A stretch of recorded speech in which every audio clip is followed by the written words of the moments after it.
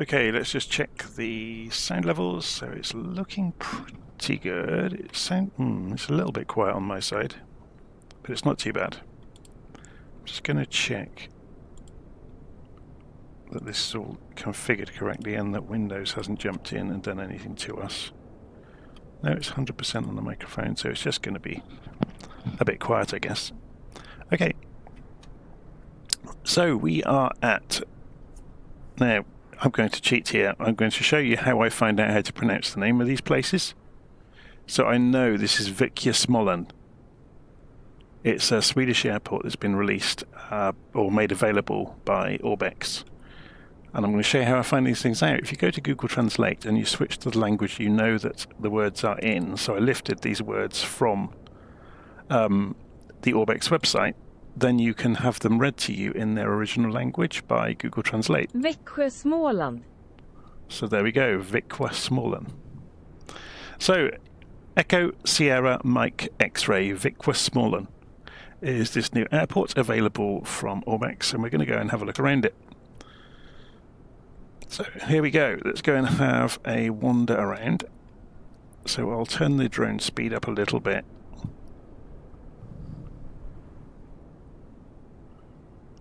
And we'll pan around the airfield to go and have a look. It's pretty good, isn't it? So it's a regional airfield. It's not enormously big. There's lots of detail around the edge of the airport though. So you obviously got tank farm out here, we've got emergency vehicles, some logistics. You've got some very nicely done razor wire. And lots of people in and around the airport actually. So let's go and have a look around. Whoops, through the middle of the post box by accident there.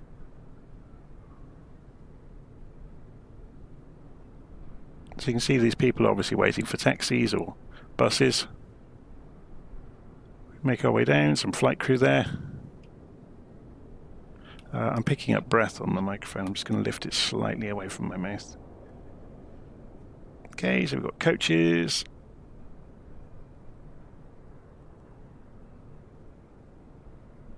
And we'll spin around and have a look at the parking area of the airport.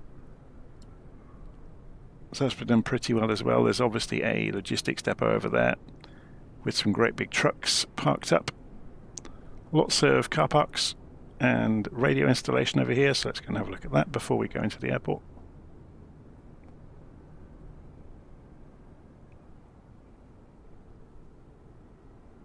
It's pretty cool, isn't it?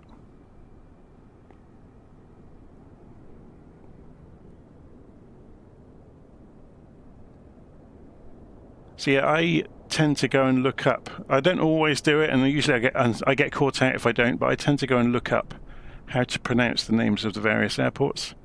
So I wonder what goes in there. Why would they have such a big hangar here? That'd be worth having a read about, wouldn't it? If we go and have a look in the building, let's see if there is something hidden inside.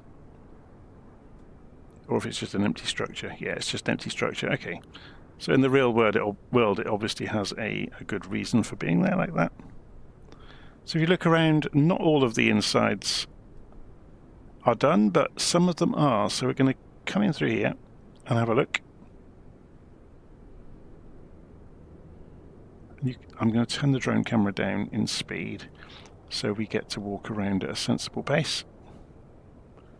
We're going to have a look around the interiors. So this is another one of these airports where they've gone to town on the interior in quite some way.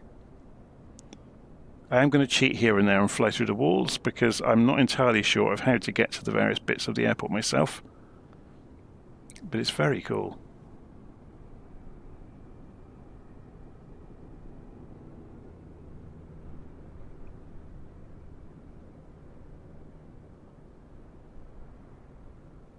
So you can see the Växjö logos there. It's got like a pixelated logo. It's quite cool. Okay, so let's go. Can we go through this door and travel straight through to the other side of the airport? Or is this a dead end? I think this might be a dead end. Okay, let's come back out through this wall.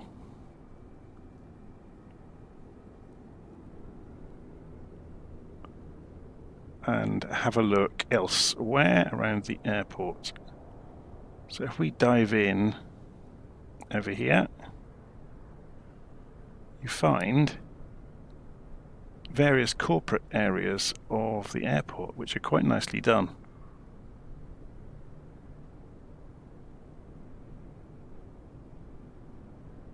You know, lounges for people to watch the traffic, and there's our Skyvan. You can see there's some gaps in the scenery here and there which let it down a little bit, but we're really picking at tiny things, you know, with criticizing things like that.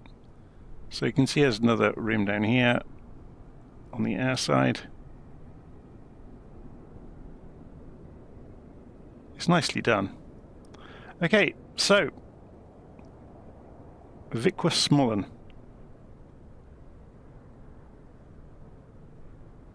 Let's go and jump over to our Skyvan, get it fired up, and then we'll go for a taxi around towards the runway. Is there a windsock, by the way? I'm not running LittleNavMap at the moment. Okay, there's hardly a breath of wind. Look, you can see the windsock over there. So we'll probably turn right out of here and head down to that end of the airfield. So let's just give you an overview from overhead of what the airfield looks like. It's in the forests in Sweden.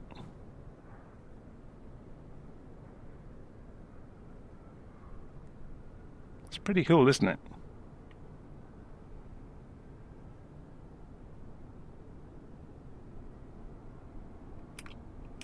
Trying to straighten the camera up. The rotation controls for the drone camera in Flight Sim have always been too sensitive. Okay. We're inside the Skyvan.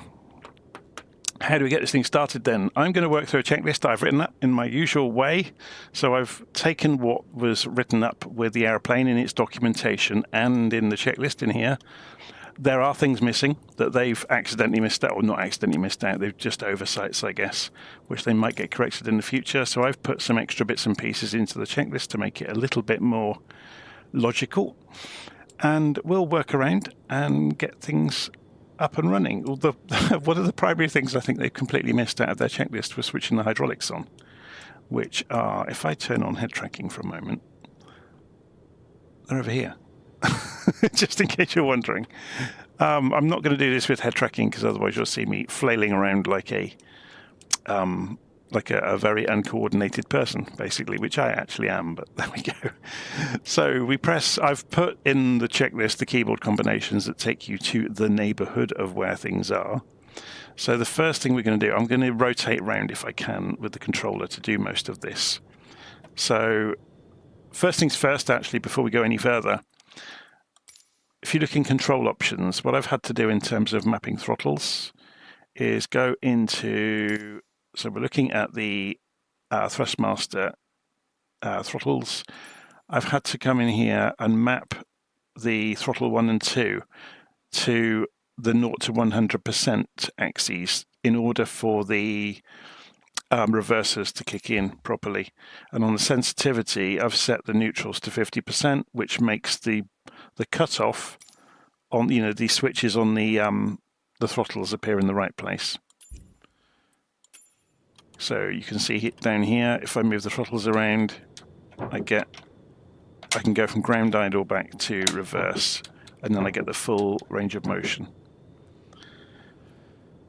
Okay, so let's get started. So overhead, the first thing we do is advance the fuel selector levers. I'm going to go and turn off the tooltip. So I was using it obviously while I was finding my way around the cockpit, but I'm going to turn it off now because it will be distracting for you. So we move both of these levers all the way forwards. Okay, so that's the port and starboard fuel stopcocks, basically. Then we can press Control 6, takes us over here, which is the overhead view, and we can turn the left and the right batteries to on. And then Control 5 will take us to the inverters a bit further overhead, and we can put them both to normal. I'm reading my own notes now, so I went through this earlier and it made sense earlier. Hopefully it'll make sense again now. We go to the electrical master switch. Now, you're going to see this happen a lot. You can't see the labels. I've seen a few developers do this with their aeroplanes, where they choose a particular way of rendering things, where if you've got the wrong anti-aliasing setting in the simulator, it does this really poor flickering until you zoom right in on things. And I'm not about to change the settings of my simulator for one aeroplane, so I'm just going to put up with it. Okay, so we want to put the electrical master switch, which is this one, to down, which is ground essentially, and you'll see the bus voltage comes up. Upwards is flight, and we'll switch it over later. So then we press Control 7. It takes us over to the external light switches. We can go and put the beacon light on. We can go and put the nav lights on. We can put the fasten seatbelt signs on and the no smoking signs on. You'll notice that flickering is happening again. Look, if you zoom in, it goes away. It's very odd. I wish the developers would talk to each other about how to avoid that happening. So overhead, Control 6 again. We can put the engine start mode to normal or up. So this is over here. So we've got the engine start mode. So we want normal. And we want the ignition as well to be up. Don't ask me what half these things do. I'm just blindly following what the instructions say. So then back in the cockpit, we're going to go and manipulate these throttles to make sure they're in the right place. So this is on flight idle, and the power switches, or sorry, the propeller levers need to be on start. So I'm going to align the back edge of each lever to the start indicator there. Okay. Instrument lower left panel down here. We're going to put the fuel pumps to on. We're going to do both at once. So there we are, left and right fuel pumps. So we're basically working through now, going towards starting the left engine, and we're going to then go to the engine start section, which is overhead. It's the controls that make no logical sense in this airplane. They're all over the place. And we are going to put this to start or up on the engine start. So up, then we look down. Well, I'm going to do this from the pilot view. If we look outside, you'll see the propeller start to spin up. Oh, and the simulator's now frozen. That's really handy, isn't it? It's frozen the graphics. Notice the sound hasn't frozen? I don't know if you ever noticed it does that before when the graphics freeze. There we go. So what you're looking for here is, there we go, the fuel flow to increase. As soon as it does that, you go and press the fuel regulator button, and then you can watch the engine come to life and stabilize. So you're looking at these temperatures. While we're here doing this, by the way, you'll notice the GPSs are up and running. You can actually switch them out for an old-fashioned radio stack. So if you go to options on this little tablet over here, you can say I want the classic cockpit, and it gets rid of the GPSs. Okay, so once the engine stabilizes, which it's nearly done, you can go and put this to run, and we can do the same trick for the right engine. So we'll go start. So you'll see this will start to spool up.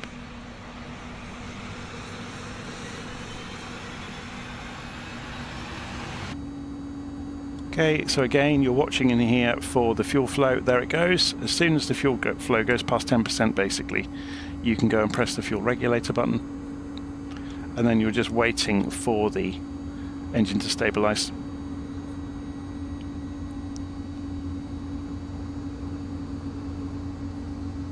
So while that's, or as soon as that's happened, we're going to have a look around. I just realized I didn't do the walk around the aeroplane, did I, with the drone camera? So let's do that. So if we just turn the drone camera down a bit, get it in position, if you bear with me for a moment. So yeah, the engine's starting to stabilize, so we can turn that back to run on the start switches. And we're going to go and have a look around now the engines are running. We're a bit late doing this. I should have really done this before I started it. Oh, actually, something else we'll do is we can open the doors in this tablet. So if we go to the ground section, we'll open the captain door, and the first officer, and the left and the right door, and the main ramp door. So we've got all the doors open. It's very unethical to have all the doors open while the engines are running, but we're going to go with it anyway. So let's go and have a look at this Skyvan and see how well modelled it is. I think it's remarkably well modelled. Notice I think this is quite a clever idea, that the doors open backwards, meaning you can't fall towards the propeller if the propellers are already spinning. Or it's very difficult to fall towards the propeller. Yeah, it's made by Ini Builds, and obviously they've licensed it to Asobo to sell it in the marketplace as a Microsoft local legend, I guess. But you can see we opened the back as well, so it's got storage in the back. It's all really nicely done. It's a strange looking little aeroplane, isn't it? I've got quite a lot of affection for it because I remember having aviation books when I was growing up that belonged to my dad originally, and there were pictures of Skyvans in those books. So you can see everything's really nicely modelled, even down to all the linkages on the flaps. And the lights. So we go and have a close look at those. Obviously the engines as well. Okay. Oh, everybody likes to look at undercarriage for some reason. Here we go. Sounds like a bit of a euphemism, doesn't it?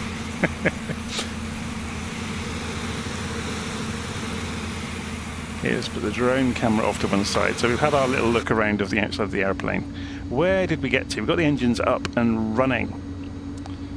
So, having started the engines, we can go to Control 6 and we can put the generators on. So we'll start generating some electricity. We can then go down to the bit they forgot in their startup, which is to go and put the hydraulics on.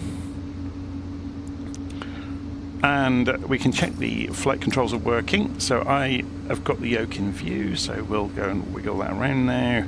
Try the rudder out as well. You'll notice I've got in my controls the tiller and the nose wheel steering and the rudder are on the same axis. I've done that on purpose to make my life easy. If we look around outside, you can see ailerons. We've got flaps working, hopefully. Yep, there we go. So flaps travel quite slowly. And elevator, rudders. Let's go and get those doors closed again. So if we go back over to this tablet, we can close all doors with one click, and they are animated. They will have sounds as well. Okay, what's next on our list of things to do? So we've got the hydraulics done, we've checked the controls. Okay, so we'll calibrate the altimeter. So I'll just press B to do that. Calibrate directional gyro, doesn't need it. And we can prepare to taxi. So external lights, if you remember, are up here.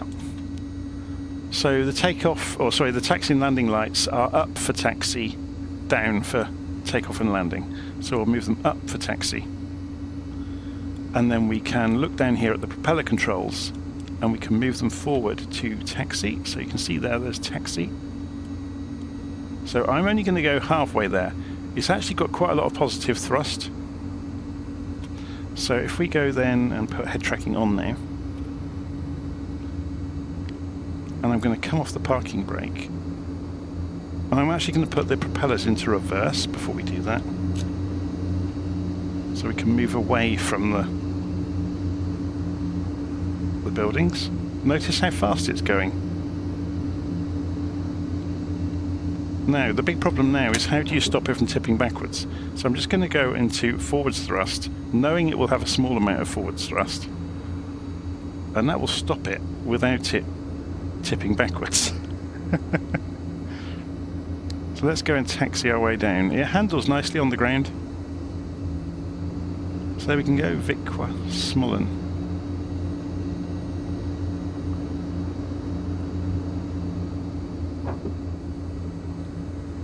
Actually, I think we have to go this way. I'm not sure there's a way out down there. So as you can see, you can almost turn on a sixpence with this. It's very, very easy to taxi. But look how fast it runs away with itself. This is on a very low level of propeller, and a low level of power, and it's accelerating. So we don't need the whole runway. Skyvan is very good at taking off in a short distance, so we're going to go to 50% flaps just to show you this.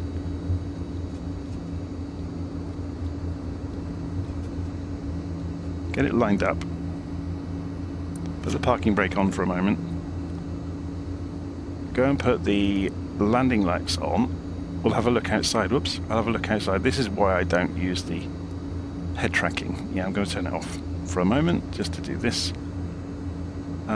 Put the landing lights on. If we go and have a look outside, I'll show you how bright they are.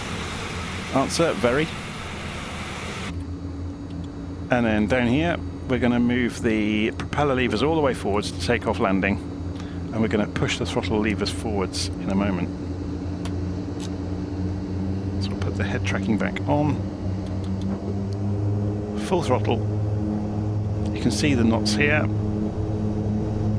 As soon as we get through about 65, 70 knots, we can rotate. Depends on how much weight you're carrying, obviously.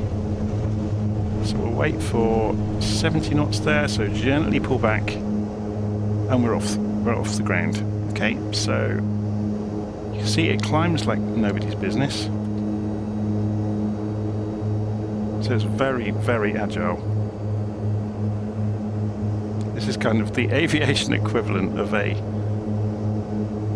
Ford van, isn't it?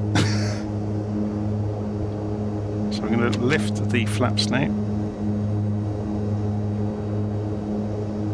Come back to 75% throttle. And we'll look at... Have I got something mapped to do the... No, I thought I might have a button mapped for the propeller levers. So I'm just going to come down here and pull them back a little bit. And we'll have a fly around. Let's have a look at it from outside.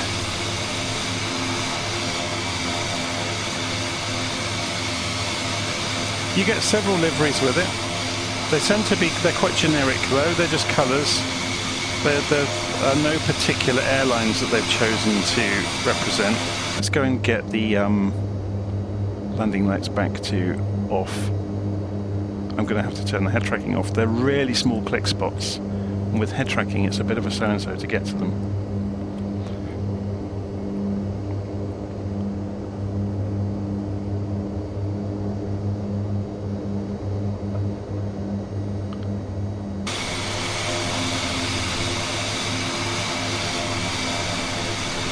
So we're just going to have a little fly around. It's got an autopilot, if you're wondering. It's down here. It's very, very obvious. So you obviously engage it. It's got heading mode. Capture is localizer capture. I'm not sure what track does, but yeah, you can obviously, it's got altitude hold. It's got pitch control as well. So it would take minutes to learn how to use it. Or we should have turned this up to flight, by the way. Not following my own checklist.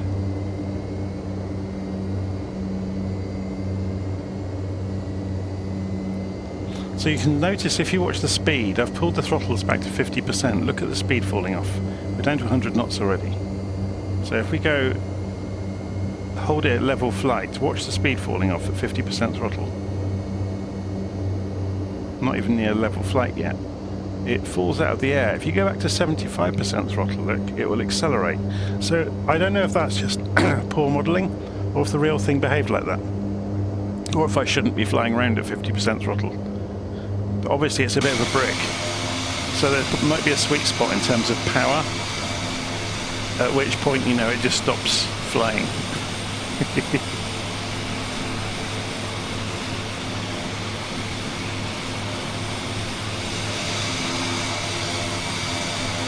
Pretty good though, isn't it?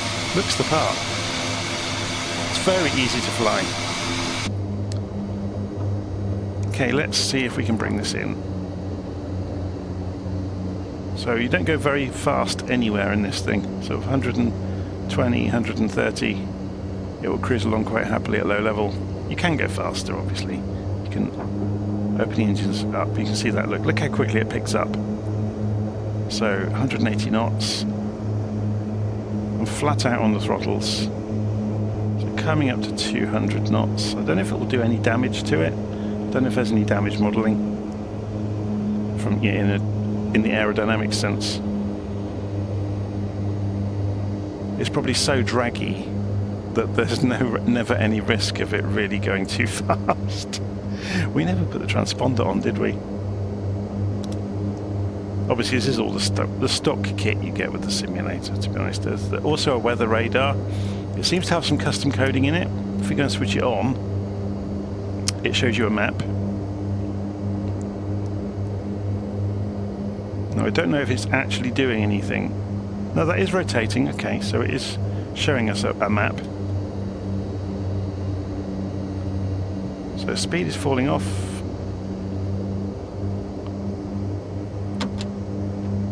Let's go back to the flaps then. Bring it round for a very short approach. So full flaps. Keep an eye on the airspeed.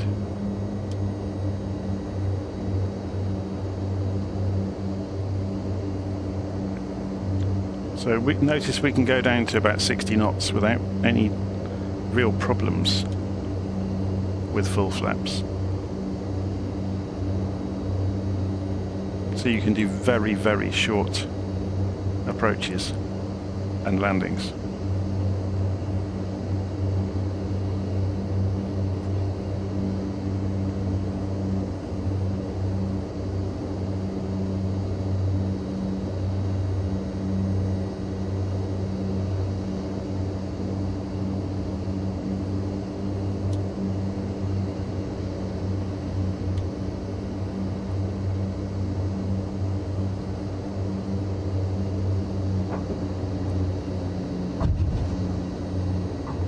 Bit of a bounce.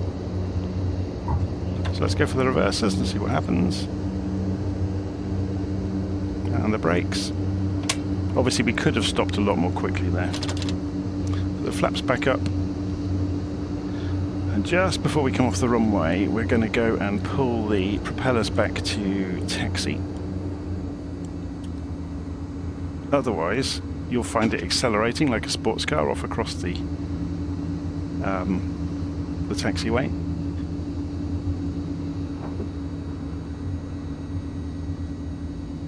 Put the head tracking back on so we can have a look around.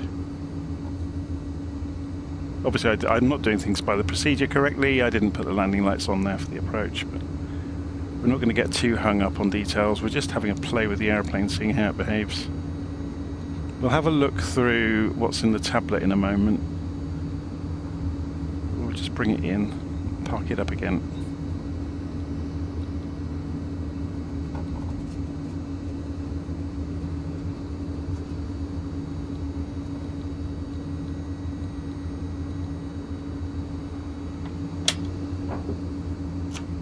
Okay, so put the parking brake on. Obviously to kill the engines, you can just starve them of fuel. If we look up here, we can also stop the engines here, so we can switch these switches down. Just going to have a look outside.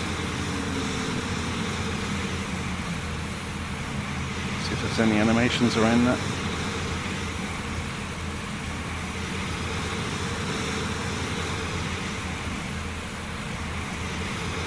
I wonder if we can expedite it. They're still running, aren't they? So if we cut the fuel to them.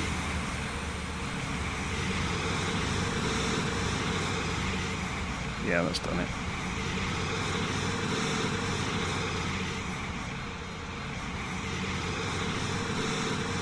Okay, that engine seems to be a little bit more reluctant to stop.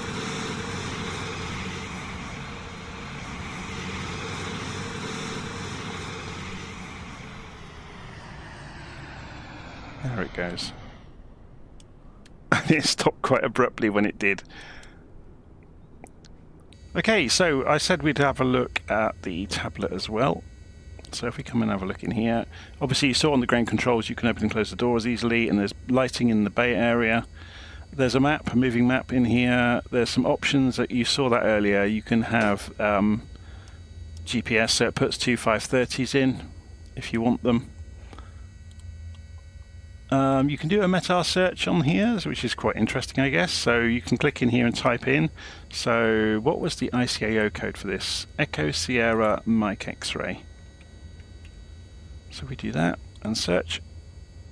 It will go and fetch you your meta. If you go and click on checklist, it gives you a very brief version of the checklist to run through. But that obviously doesn't tell you where things are, which is a bit of a handicap.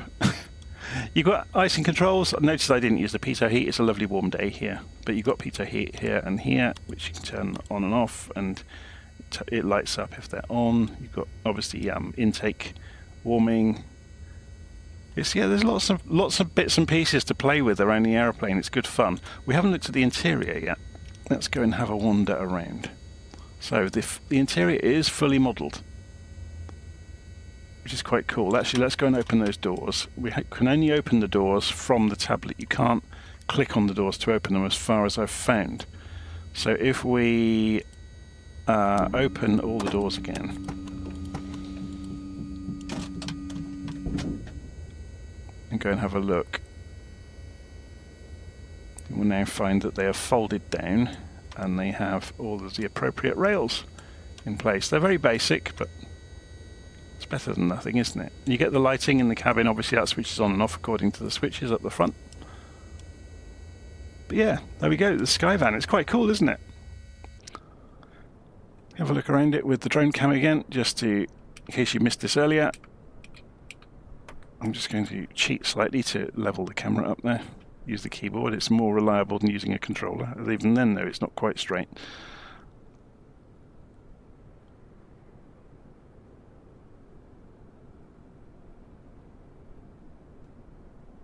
So there we go. The whole point of today was to have a look at... now, I'm going to say this wrong again now, aren't I? Växjö Småland.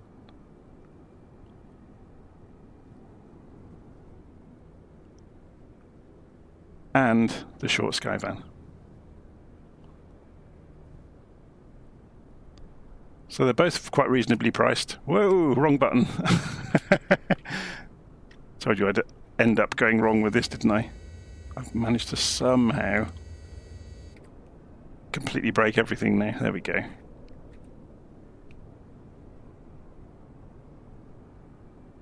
So we've got the Skyvan and Växjö Småland. So I'm going to leave it there. Hopefully you've enjoyed this. I'll see you again soon. Different models of the aircraft have got different noses, by the way. So, but just before we do go, let me go back to the main menu and then I can show you the variants of it. If you hang on for 2 seconds, we'll jump back into the sim.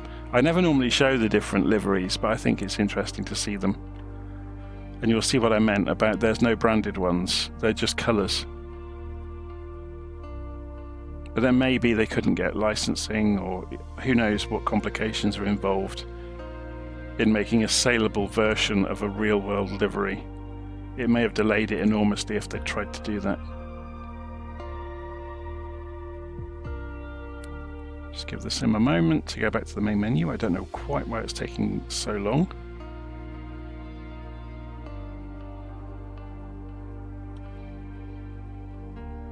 There we go. Suddenly woke up. It's probably knocking on the door of the server farm at Microsoft saying, "Are you awake?" So if we go and look inside, there are several versions. So we've got, let's have a look first. We've got the airliner, the military variant, the skydiving variant, and the surveyor variant. Okay, so if we look at the airliner variant, in the liveries, you've got a pink, yellow, blue. I was using this one. There's also grey and blue, orange. Now, I guess the bump on the nose is the weather radar on this variant. If we go back to aircraft selection and we have a look, the military one has a different nose. Yeah, so you get a green camo, and grey.